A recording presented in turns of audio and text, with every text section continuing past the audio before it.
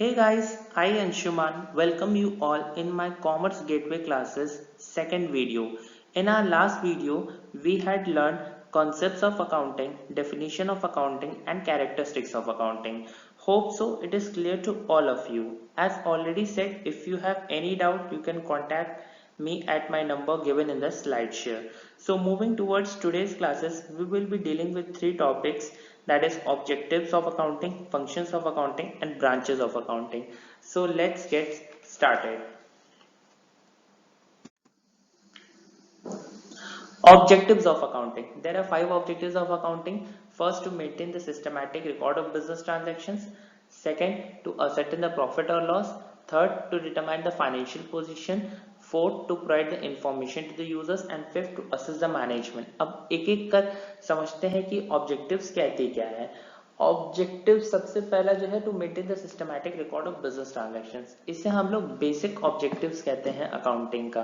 क्यों कहते हैं? क्योंकि हम जैसे जानते हैं कि हमारी जो ह्यूमन मेमोरी होती है वो बहुत लिमिटेड होती है. हम कोई भी चीज़ को ज़रा देर तक याद नहीं कर सकते, लेकिन अकाउंटिंग ऐसा कर सकता है. अकाउंटिंग क्या करता है? एक सिस्टमैटिक रिकॉर्ड बनाता है कि किस दिन क्या क्या ट्रांजेक्शन्स हो रहे हैं और उसको एक जगह वो रखता है या बिजनेसमैन उसे रखते हैं, ताकि इन फ्यूचर अगर कभी भी हमको कोई भी रिकॉर्ड की जरूरत है या फ्यूचर में हमारे साथ कभी भी कोई भी फ्रॉड या एरर करे तो हम उस रिकॉर्ड को शो करके अपने आप को प्रिवेंट कर सके या अपने आप को बचा सके.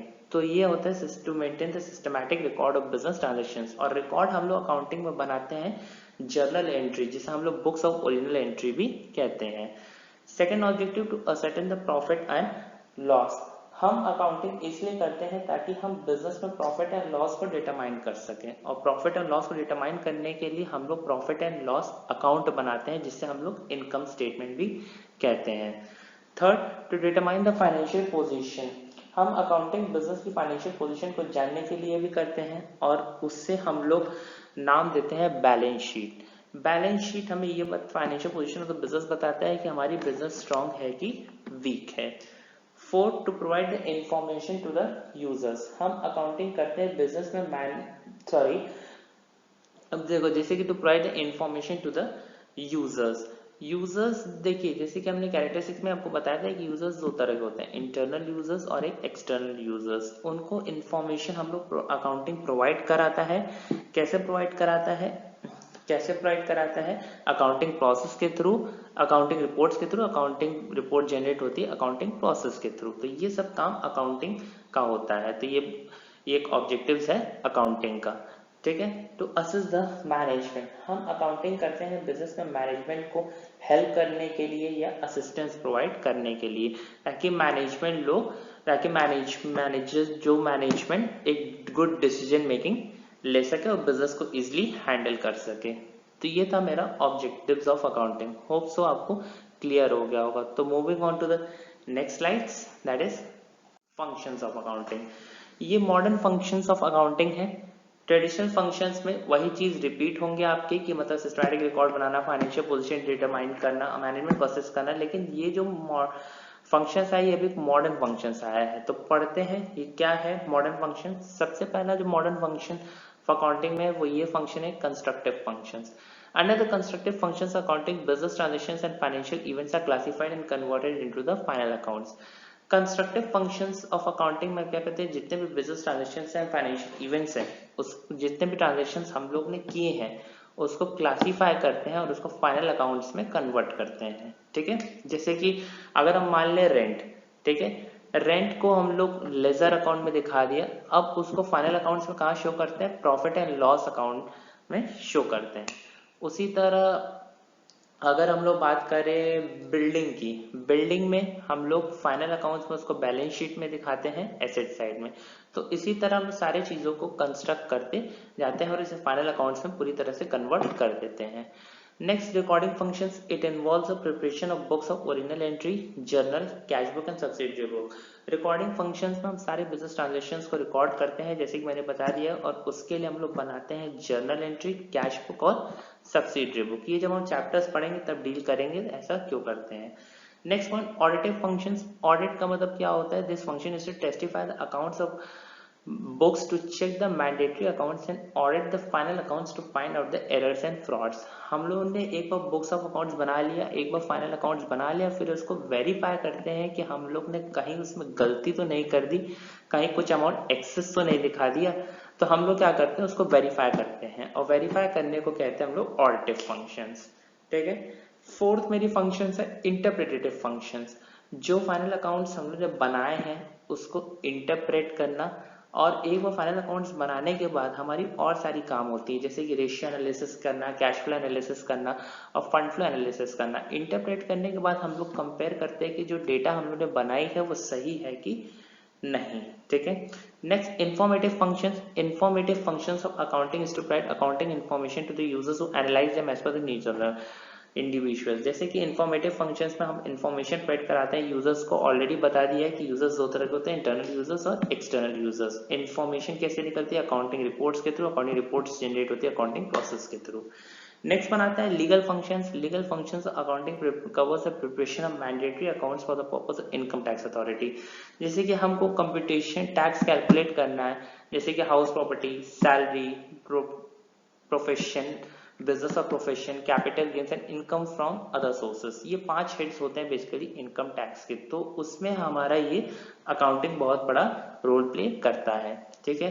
Managerial functions, it include the preparations of managerial information on the basis of financial statement, economic reports. हालांकि ये जो इंटरप्रेटेटिव फंक्शंस और मैनेजरियल फंक्शंस दोनों सेम है। हम लोग क्या करते हैं, इसमें फाइनेंशियल स्टेटमेंट बनाते हैं, जैसे कैश फ्लो हो गया, रेशियो हो गया, फंड फ्लो हो गया, कंपैरेटिव स्टेटमेंट हो गया, कॉमन साइज स्टेटमेंट्स हो गया, और ये सब हम लोग एक रिपोर्ट फॉर्म में प्रिपेयर करके हम लोग ये सारी इंफॉर्मेशन हम लोग मैनेजर्स को देते हैं ताकि वो लोग प्रॉपर डिसीजन मेकिंग कर सकें। Next point, social functions. The functions of accounting is to disclose the financial results for the benefit of the investors, creditors and society as a whole. Social functions मतलब जैसे कि कोई भी company है, जैसे कि अगर हम बात करें कि कंपनी, जैसे कि हम कोई भी कंपनी काम करती है तो कंपनी क्या करती है, उस कंपनी को पार्ट देती है, जैसे कि डिपार्टमेंट वाइज पार्ट देती है, production department, sales department, finance department etcetera. तो उस बेसिस पर वो लोग काम करते हैं और अपना डेटा इंटरप्रेट करते हैं। तो ये था मेरा सोशल फंक्शंस। तो ये सारे फंक्शंस ऑफ अकाउंटिंग मॉडर्न थे और बहुत इजी है, बहुत सिंपल है। ठीक है। होप सो आपको क्लियर हुआ होगा। ठीक है। तो moving on to the next slides.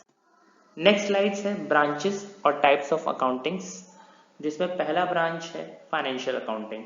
Financial accounting involves the recording and categorizing the transactions for the business. This data is generally historical. It follows the GAAP generally accepted accounting principles. Financial accounting जो subject आप अभी class 11th में पढ़ रहे हो वो आपकी क्या है, फाइनेंशियल अकाउंटिंग। फाइनेंशियल अकाउंटिंग क्या कहती है कि ट्रांजेक्शन्स को आइडेंटिफाई करना, फिर उसको मेजर करना, फिर उसको रिकॉर्ड करना, फिर उसको क्लासीफाई करना, फिर उसको समराइज करना, फिर उसको इंटरप्रेट करना और फिर उसको कम्युनिकेट करना। तो ये मेरी क्या हो जाती है, फाइनेंशियल अकाउंटिंग। ठीक है। और ये जनरली हिस्टोरिकल नेचर का होता है, इससे जो भी डेटा निकाले जाते हैं वो सब पास्ट बेसिस पर होते हैं। तो it is historical in nature. It follows the gap generally accepted accounting principles. ये फाइनेंशियल अकाउंटिंग जो है बहुत कुछ प्रिंसिपल्स को फॉलो करते हुए चलता है। ठीक है। अब गैप क्या है वो हम आपको अकाउंटिंग प्रिंसिपल्स बताएंगे।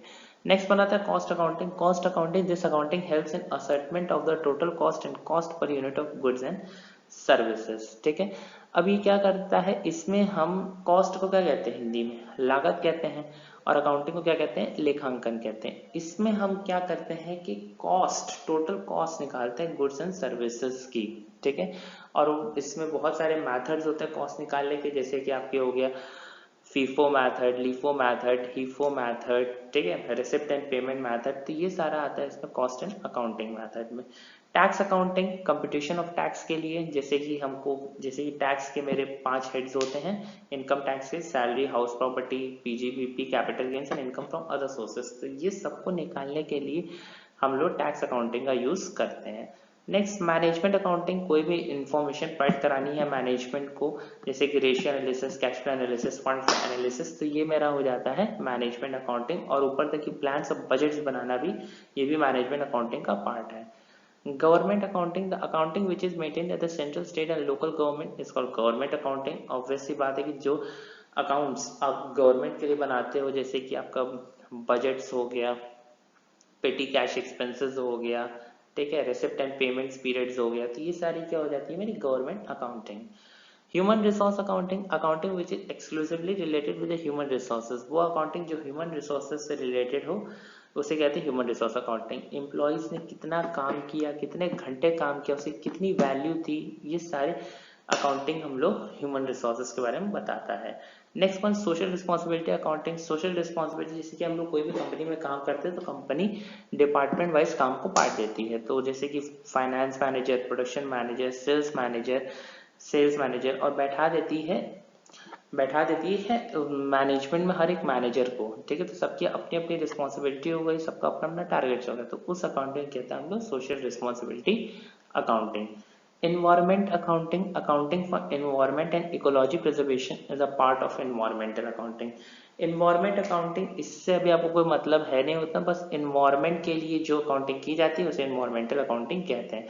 बेसिकली आपका फाइनेंशियल अकाउंटिंग मेन है, कॉस्ट अकाउंटिंग मेन है, टैक्स अकाउंटिंग मेन है, मैनेजमेंट अकाउंटिंग मेन है, ये 4 अकाउंटिंग आपके मेन है। हालांकि सिंपल डायरेक्ट क्वेश्चन पूछता है ऐसे, what are the branches and types of accounting, ठीक है। तो होप सो ये 3 टॉपिक्स आपको क्लियर हो गए होंगे।